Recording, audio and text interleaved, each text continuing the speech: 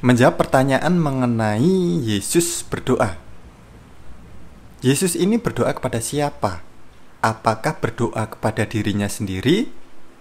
Ataukah berdoa kepada Tuhan yang lain? Sedangkan Yesus ini kan Tuhan. Nah, ada pertanyaan-pertanyaan yang seperti itu ya. Oke, langsung saja kita jawab, nggak perlu lama-lama.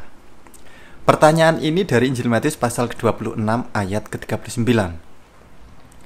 Maka ia maju sedikit lalu sujud dan berdoa, katanya, "Ya Bapakku, jikalau sekiranya mungkin, biarlah cawan ini lalu daripadaku. Tetapi janganlah seperti yang kukehendaki, melainkan seperti yang Engkau kehendaki." Jelas ya? Loh, jelas apanya Bang? Ayatnya sudah jelas. Apakah Yesus berdoa pada dirinya sendiri? Tentu enggak, di situ kan ada tulisan, "Ya Bapakku." Jadi Yesus Kristus berdoa kepada Bapanya.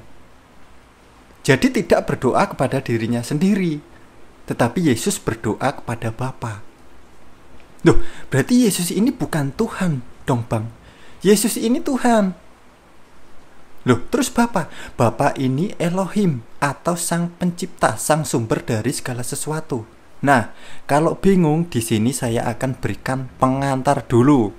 Nah, kalau gak diberikan pengantar, siapa Yesus itu? Nah, teman-teman pasti akan bingung. Jadi Yesus Kristus ini firman Elohim atau firman Sang Pencipta atau firman Bapa yang datang ke dunia yang menjadi manusia. Jadi bukan Bapa menjadi manusia, tetapi firman-Nya Bapa yang telah menjadi manusia. Injil Yohanes pasal ke-1 ayat ke-14. Firman itu telah menjadi manusia dan diam di antara kita, dan kita telah melihat kemuliaan-Nya, yaitu kemuliaan yang diberikan kepadanya sebagai anak tunggal Bapa, penuh kasih karunia dan kebenaran. Jadi firman ini datang ke dunia ini, firman-Nya Bapa.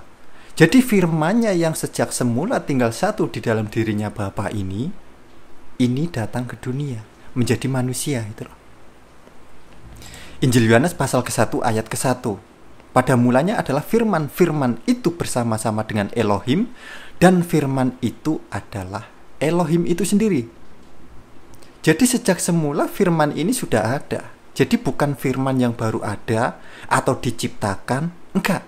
Jadi sejak semula firman ini bersama-sama dengan Elohim, tinggal satu di dalam Elohim atau Sang Pencipta atau Bapa ini loh.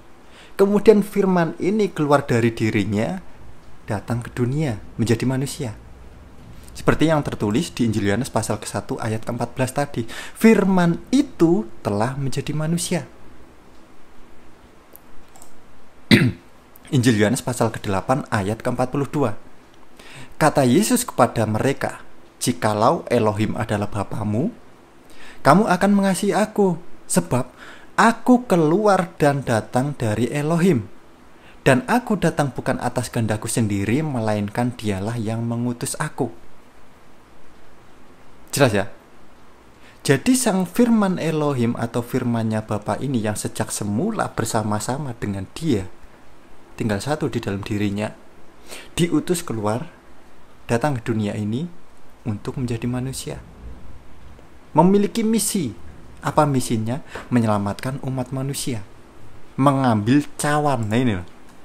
Injil Matius pasal ke-26 ayat ke-39 tadi. Maka ia maju sedikit lalu sujud dan berdoa. Katanya, "Ya Bapakku, jikalau sekiranya mungkin, biarlah cawan ini lalu daripadaku.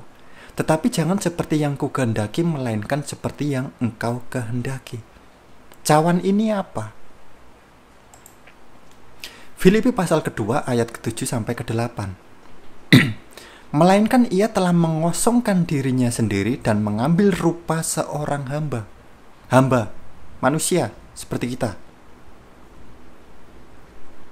Dan menjadi sama dengan manusia. Aslinya bukan manusia. Sang firman ini. Karena Dia ini Sang Pencipta, firman-Nya Sang Pencipta yang sejak semula tinggal satu di dalam diri Sang Pencipta. dan menjadi sama dengan manusia ini loh. Mengambil rupa seorang hamba seperti kita, seolah-olah seperti kita. Dan dalam keadaan sebagai manusia, ia telah merendahkan dirinya dan taat sampai mati, bahkan sampai mati di kayu salib.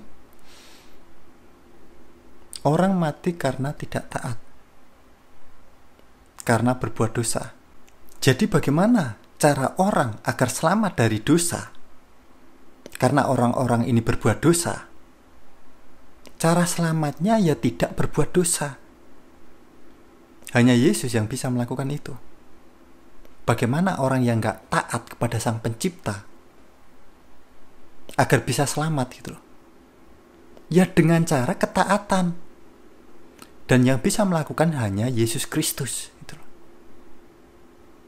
Tidak berdosa, taat, bahkan taat sampai mati di kayu salib.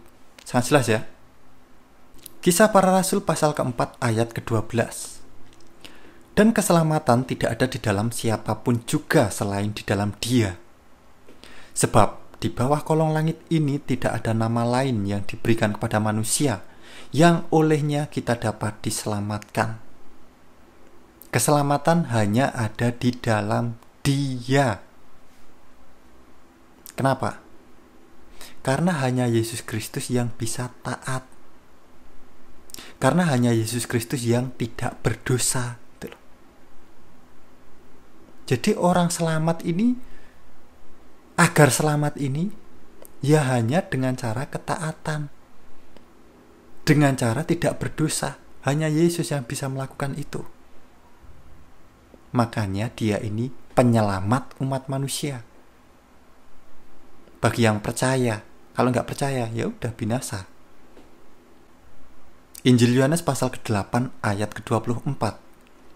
Karena itu tadi aku berkata kepadamu, bahwa kamu akan mati dalam dosamu.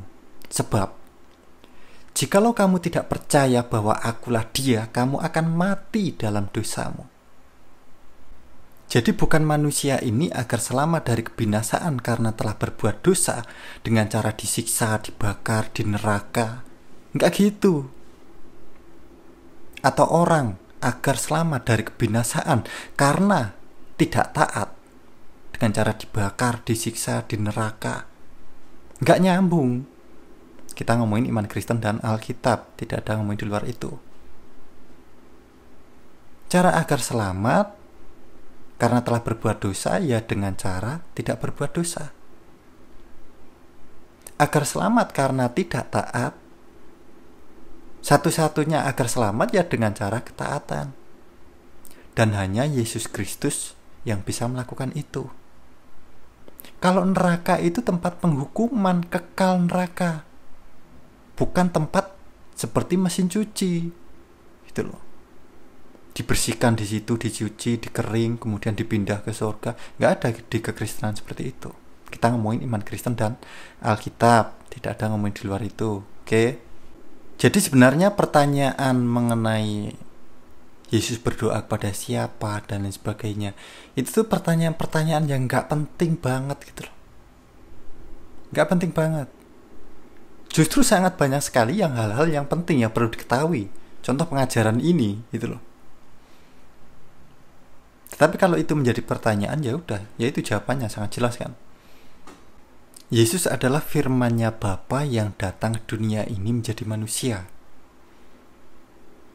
Jadi ketika Yesus berdoa, ya Yesus berdoa kepada Bapanya. Yang sejak semula tinggal satu di dalam dirinya. Firman-Nya ini hidup, gitu loh. Makanya disebut firman yang hidup. Nah, jadi teman-teman harus ngerti. Nah, baik kawan, cukup sekian dulu video kita kali ini. Semoga teman-teman saudaraku semuanya terberkati.